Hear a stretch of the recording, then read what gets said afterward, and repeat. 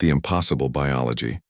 The emergency beacon screamed across the void of space, its desperate signal reaching the Zephyrian medical vessel Healing Light as it patrolled the outer rim of the Andromeda sector. Captain Veltar received the distress call during his third sleep cycle, immediately ordering all hands to stations. Unknown vessel in distress, coordinates 47.8 by 12.3, announced Communications Officer Rickson, her crystalline voice carrying urgency. Life signs detected, but they're strange. Dr. Kethvar, the ship's chief xenobiologist, rushed to the bridge. His tall, elegant frame moved with practiced efficiency as he reviewed the sensor data.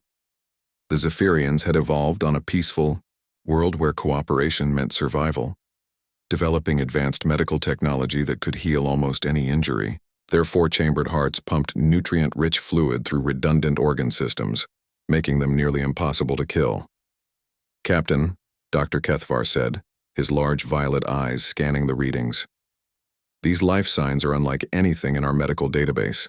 Heart rate fluctuations, blood pressure variations, and cellular activity patterns suggest these beings should be dying, yet they appear to be conscious and mobile." The Healing Light approached the damaged vessel slowly. Through the viewports, they could see a strange craft made of basic metal alloys and primitive composites. Burn marks and hull breaches told the story of a desperate escape from some cosmic disaster. "Docking initiated," reported Engineer Thexall. "The vessel appears to be from a species we haven't encountered before. Their technology seems rudimentary." As the rescue teams prepared to board, Dr. Kethvar gathered his medical equipment. "Remember, we're dealing with unknown biology. Standard protocols may not apply." The airlock cycled open, and the Zephyrian medical team entered the damaged human ship. The first thing that struck them was the smell, a mixture of recycled air, metal, and something organic they couldn't identify. Emergency lighting cast eerie shadows across narrow corridors designed for beings much smaller than themselves. "Life signs are coming from the forward compartment," whispered medical technician Yilsa, checking her scanner. 3 beings, all showing impossible vital readings. They found the humans in what appeared to be their bridge. Commander Sarah Chen sat slumped in her captain's chair, her left arm hanging at an odd angle. Chief Engineer Marcus Webb lay on the floor, conscious but pale, with a deep gash across his forehead that had stopped bleeding on its own. Dr. Elena Vasquez, the expedition's biologist, was trying to treat Marcus with a basic first aid kit. "Thank God," Sarah said weakly as the aliens entered. "We thought we were going to die out here." Dr. Kethvar approached cautiously, his medical scanner active. The readings made no sense. Commander Chen's heart was beating only 68 times per minute, a rate that would indicate immediate organ failure in any known species. Her blood pressure readings suggested she should be unconscious, yet she was speaking coherently. "I am Dr. Kethvar of the Zephyrian Medical Corps," he said through his translation device. "We are here to help. But your biological readings are concerning. Are you in pain?" Sarah looked confused. "My arm's broken and I have some cuts and bruises. Marcus hit his head pretty hard. Elena's got some burns on her hands from the console explosion. But we're managing." The Zephyrian doctor stared at his scanner. According to his instruments, all 3 humans were suffering from multiple system failures. Their bone density was so low that normal movement should cause fractures. Their single hearts were pumping thin, oxygen-poor blood through inadequate vessels. Their brains were housed in fragile skulls with no protective redundancy. "How long have you been conscious with these injuries?" Dr. Kethvar asked. "About 8 hours since the attack," Marcus replied, slowly sitting up despite his head wound. "The emergency beacon's been running on backup power." 8 hours. Dr. Kethvar exchanged glances with his team. These beings had been functioning for 8 hours with what appeared to be fatal injuries. Either their medical scanners were completely wrong, or these creatures possessed biological capabilities that defied everything the Zephyrians knew about life. "Dr. Vasquez," Dr. Kethvar addressed the human biologist. "Could you explain how your species maintains consciousness with such low vital signs?" Elena looked puzzled. "Low vital signs? These are normal readings for humans. We might be a little stressed and dehydrated, but nothing life-threatening." Medical technician Yilsa leaned over to Dr. Kethvar. "Doctor, I'm reading cellular regeneration in the male's head wound. The tissue is actively repairing itself without any medical intervention." Dr. Kethvar watched in amazement as Marcus's forehead cut slowly stopped bleeding. A scab was already forming, and the swelling was visibly reducing. This was impossible. Cellular regeneration at this speed required advanced nanomedical technology. Yet these beings appeared to have only primitive first aid supplies. "Commander Chen," Dr. Kethvar said carefully, "your arm appears to be fractured. How are you able to function with such an injury?" Sarah grimaced. "It hurts like hell, but it's just a broken bone. I've broken bones before. They heal." "They heal? Without medical intervention? Well, we'll need to set it properly and maybe get a cast, but yeah, bones heal themselves given time. Takes about 6 to 8 weeks for a clean break like this." The Zephyrian medical team was stunned. Their own bones, if damaged, required immediate surgical repair with synthetic materials and cellular regeneration therapy. The idea that living bone could repair itself was revolutionary. Dr. Kethvar began a more detailed examination. He discovered that humans had only one heart, one liver, 2 kidneys, and a brain with no backup systems. By Zephyrian standards, they were barely alive, even when healthy. Yet they functioned normally, even thriving according to their own accounts. "Tell me about your world," Dr. Kethvar asked Elena. "What kind of environment produces beings with such unusual biology?" "Earth? It's a beautiful planet. Oceans, forests, mountains, deserts, lots of different climates and ecosystems.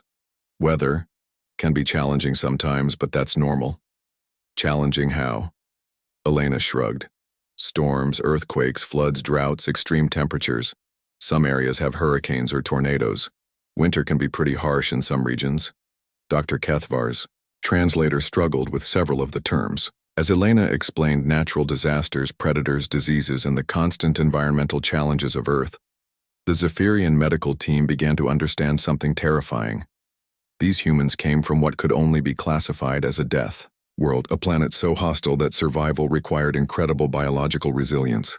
Their apparent fragility was actually evidence of their remarkable adaptability. "Dr. Vasquez," Dr. Kethvar said slowly, "how long do humans typically live?" "Average lifespan is about 75 to 80 years, though some people live past 100. The Zephyrians were shocked. Despite their primitive biology, humans lived nearly as long as Zephyrians with their advanced redundant systems. This suggested that human cellular repair and immune systems were far more sophisticated than they appeared. As the medical team worked to stabilize the humans for transport, Dr. Kethvar made a discovery that changed everything. While scanning the ship's damaged medical bay, he found records of human medical procedures. The data showed that humans regularly survived injuries that would kill most known species. They recovered from diseases, healed from surgery, and adapted to environmental changes with remarkable efficiency. "Doctor," whispered Yilsa, "if these beings can survive such trauma with minimal medical technology, what kind of military capabilities might they possess?" Dr. Kethvar felt a chill run through his system. If humans considered their hostile environment normal, what would they consider a serious threat? If they could function with such apparent biological weakness, what were they capable of when healthy and prepared? "Continue the medical assessment," he ordered. "But also scan their ship systems. I want to know everything about their technology." As the team worked, Engineer Thexal began examining the human vessel's computer systems. What he found would soon prove even more disturbing than the humans' impossible biology. The ship's logs revealed that this was just a scientific expedition vessel, not a military craft.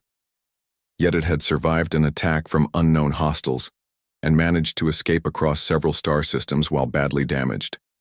The humans had improvised repairs using basic materials, rerouted power through damaged systems, and kept life support running for days with equipment that should have failed within hours.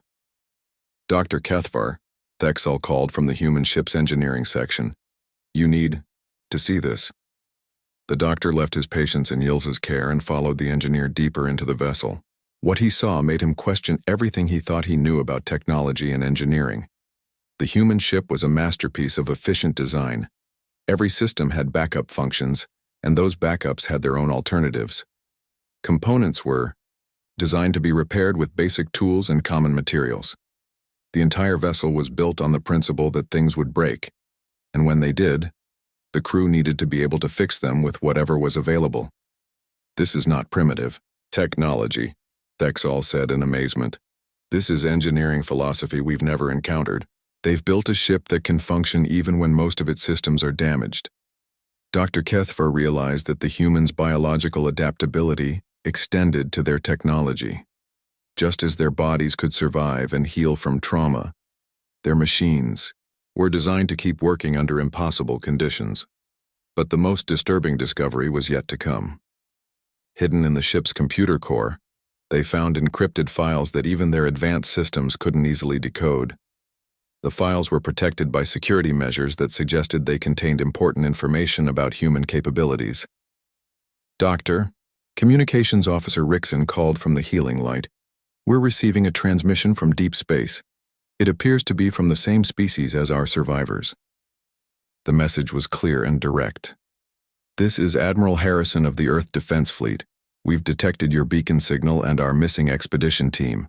We're sending a rescue fleet to assist.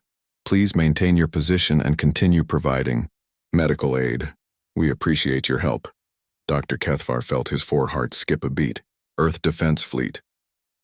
These apparently fragile beings had organized military forces capable of deep space operations. If 3 injured humans on a damaged science vessel had impressed them with their resilience, what would an entire military fleet be capable of? As the Zephyrian medical team finished treating the humans, Dr. Kethvar couldn't shake the feeling that they had encountered something far more significant than a simple rescue mission. These beings, with their impossible biology and adaptive technology, represented either the greatest opportunity or the greatest threat the Zephyrian people had ever faced. The real test would come when the human fleet arrived, and they could see just how dangerous these deceptively fragile beings truly were. The ship that defies logic. 3 days later, the human fleet emerged from hyperspace with a brilliance that lit up the sensor arrays of every ship in the sector. Dr. Kethvar watched from the bridge of the healing light as 12 vessels materialized in perfect formation, their approach coordinated with mathematical precision. "By the eternal crystals," whispered Captain Veltar, studying the tactical display. "Their fleet movements are flawless. Look at those formation patterns. The lead vessel was massive, easily twice the size of the healing light. But it wasn't the size that impressed the Zephyrians. It was the evident functionality of every visible component. Like the damaged expedition ship, the human vessels appeared to be built for endurance rather than elegance. Admiral Rebecca Harrison's image appeared on the main screen. She was a woman in her 50s with graying hair and eyes that spoke of years commanding in deep space. Despite the formal military bearing, her expression showed genuine gratitude. "Captain Veltar, Dr. Kethvar, I want to personally thank you for rescuing our people. Commander Chen's reports indicate you've provided excellent medical care despite the biological differences between our species." Dr. Kethvar stepped forward. "Admiral Harrison, we must confess that your people's biology has challenged everything we understand about life. Your crew members have recovered from injuries that should have been fatal." Admiral Harrison smiled. "Dr. Kethvar, I'd like to invite you and your senior staff aboard our flagship, the UES Defiant. Perhaps we can answer some of your questions about human physiology and learn more about your remarkable medical technology." The invitation was clearly diplomatic, but Dr. Kethvar sensed something deeper. The humans wanted to demonstrate something, and he suspected it had to do with their mysterious capabilities. 2 hours later, Dr. Kethvar, Captain Veltar, and Engineer Thexall were aboard the human flagship. The differences were immediately apparent. Where Zephyrian ships were spacious and comfortable, designed for their tall frames and peaceful nature, the Defiant was compact and efficient. Every corridor served multiple purposes, every room had emergency alternatives, and every system had visible backup components. "Welcome to the Defiant," Admiral Harrison said, leading them through the ship. "She's been my home for 8 years now. Built her myself, along with my crew." "Built her yourself?" Engineer Thexall asked in amazement. "You mean you personally participated in construction?" Chief Engineer Rodriguez, a stocky man with oil-stained hands, laughed. "Admiral Harrison knows every bolt and wire on this ship. Most of us do. When you're months away from the nearest shipyard, you learn to fix anything that breaks." As they toured the vessel, the Zephyrians' amazement grew. The ship's engineering was revolutionary, but not in the way they expected. Instead of advanced technology, the humans had achieved remarkable efficiency through clever design and redundant systems. In the engine room, Rodriguez showed them the power core. "This baby's been running for 12 years without a major overhaul. She's not the newest technology, but she's reliable. When something breaks, we fix it. When we can't fix it, we improvise." Dr. Kethvar watched as human technicians performed maintenance on systems that appeared to be functioning perfectly. "Why do you repair equipment that isn't broken?" "Prevention," Rodriguez replied. "Better to replace a part before it fails than to deal with a breakdown in the middle of a crisis. We call it preventive maintenance." Engineer Thexall was studying the ship's computer systems with growing confusion. "Admiral, your information processing is incredibly sophisticated, but your hardware appears to be basic." "That's the point," Admiral Harrison explained. "Complex systems fail in complex ways. Simple systems fail in simple ways, and simple failures are easier to fix. Our computers are built from modular components that can be repaired or replaced with basic tools." They were led to the ship's medical bay, where Dr. Sarah Kim was treating a crew member who had been injured during a routine maintenance operation. The patient had a deep cut on his arm that would have required immediate surgery by Zephyrian standards. "Just a flesh wound," the injured sailor said cheerfully as Dr. Kim cleaned and bandaged the cut. "Should be fine in a few days." Dr. Kethvar watched in fascination as the human body's healing response activated. Blood clotting, cellular regeneration, and immune system deployment all happened automatically, without any medical intervention beyond basic first aid. Dr. Kim, Dr. Kethvar, asked, "How do you handle serious injuries without cellular regeneration technology?"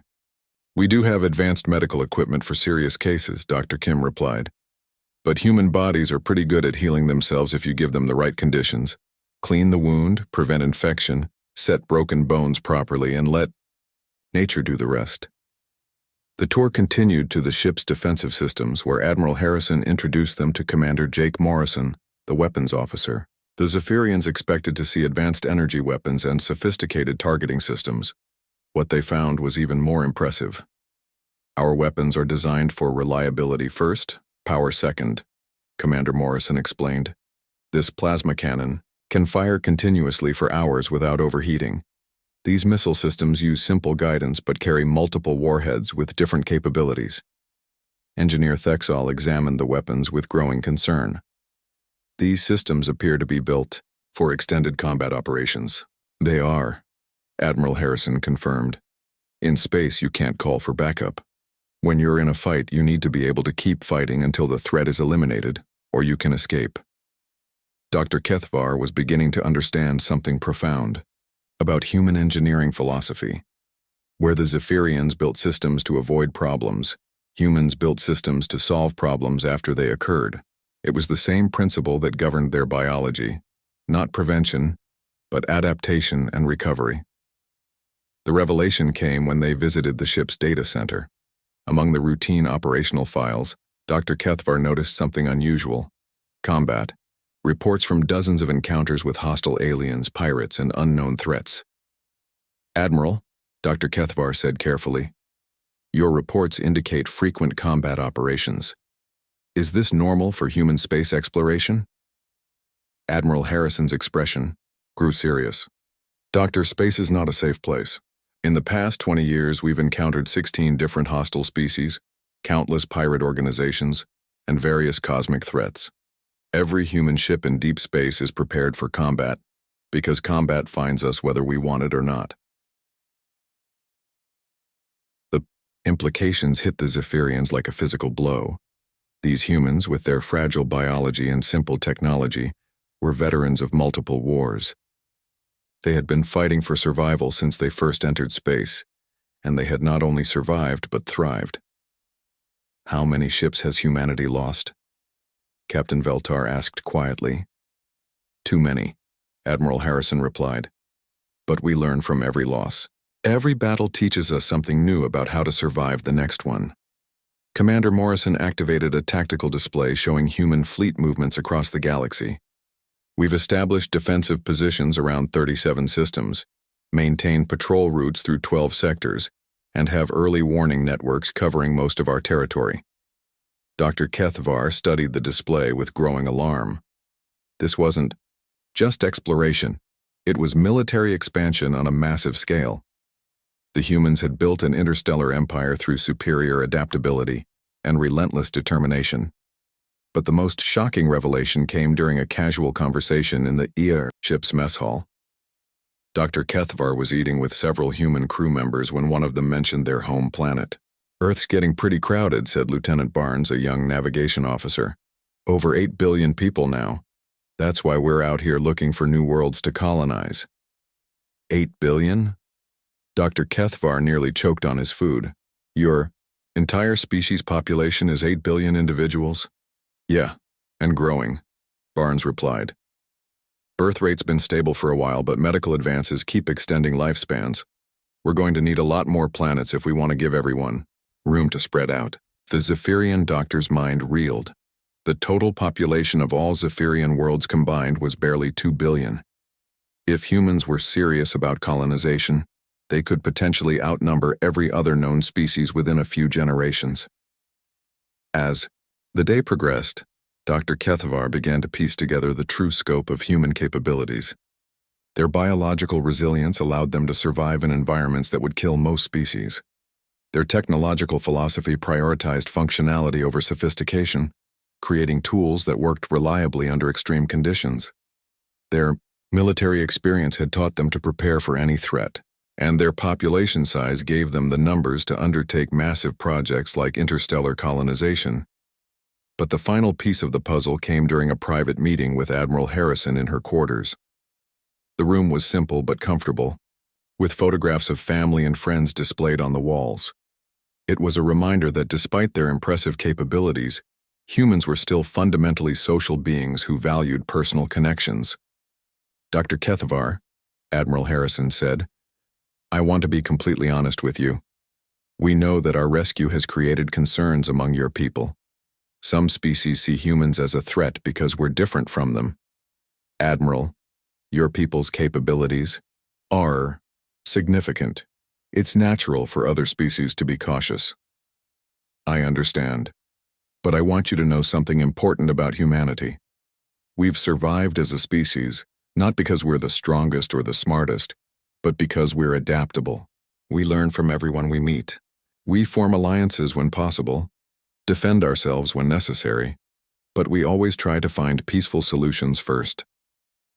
Admiral Harrison activated a personal data pad and showed him files that contained detailed information about human diplomatic efforts, trade agreements, mutual defense pacts, scientific exchanges, and cultural programs with dozens of species. "We're not conquerors, Dr. Kethvar. We're explorers and survivors. But we've learned that the best way to survive is to make friends rather than enemies." Dr. Kethvar felt something shift in his understanding. The humans weren't hiding their capabilities out of deception. They were demonstrating restraint. A species with their biological resilience, technological adaptability, and military experience could have chosen conquest. Instead, they chose cooperation. "What do you want from the Zephyrians?" Dr. Kethvar asked directly. "Friendship," Admiral Harrison replied simply. "Your medical technology could save human lives. Our engineering principles could make your ships more reliable. Your peaceful philosophy could teach us better ways to resolve conflicts. Together, we could both be stronger." As Dr. Kethvar prepared to return to his ship, he realized that the humans had achieved something remarkable. They had taken the lessons of a death world and used them not to become monsters, but to become survivors who valued life and sought cooperation. The apparent contradiction between human fragility and human strength finally made sense. They weren't weak beings hiding advanced technology. They were adaptable beings who had learned to make the best of any situation. 3 months later, the first joint Zephyrian human medical research station was established in the neutral zone, between their territories. Dr. Kethavar served as the head of xenobiology, working alongside Dr. Elena Vasquez to develop medical techniques that combine Zephyrian regeneration technology with human adaptive medicine. The station became a symbol of what was possible when different species chose cooperation over fear. And sometimes, late at night, Dr. Kethavar would look out at the stars and marvel at the universe's infinite capacity for surprise. The humans had taught him that strength came not from avoiding challenges, but from learning to overcome them. It was a lesson that would serve both species well in the adventures that lay ahead among the stars.